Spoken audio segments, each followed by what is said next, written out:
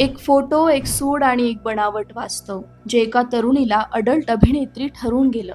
जे दिसतं ते खरं नसतं, ही म्हण अर्चिता पुखाण उर्फ बेबी डॉल आर्ची हिच्या बाबतीत अक्षरशः खरी ठरली. मूळची आसामची अर्चिता तिच्या बोल्ड अंदाजामुळे आणि डेमन गिर या गाण्यावरच्या रीलमुळे इंस्टाग्रामवर झपाट्यानं प्रसिद्ध झाली. तिचं आत्मविश्वासपूर्ण रूप आणि हटके शैली अनेक तरुणांसाठी प्रेरणा ठरत होती. पण काही दिवसातच तिच्या नावाशी असा एक वाद जोडला गेला, ज्याने तिचं संपूर्ण आयुष्यच बदलून टाकलं. अर्चिताच्या लोकप्रियतेमागे काही खरे चाहते असले तरी तिच्या एक्स बॉयफ्रेंड प्रतिम बोराने तिच्या खऱ्या फोटोंचा वापर करून तिला बदनाम करण्याचा धक्कादायक कट रचला.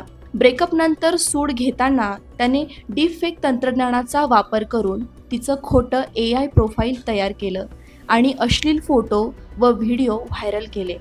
विशेषतः एका डीपफेक क्लिपमध्ये अर्चिताला प्रसिद्ध प्रौढ अभिनेत्री केंड्रा लस्ट सोबत दाखवण्यात आलं, ज्यामुळं सोशल मीडियावर ती प्रचंड ट्रोल झाली आणि चुकीच्या आरोपांना देखील बळी पडली. लोकांना वाटलं की ती एक अडल्ट स्टार आहे, पण खरं काय होतं? ती एक सामान्य मुलगी होती, जी फक्त सोशल मीडियावर स्वतःला व्यक्त करत होती.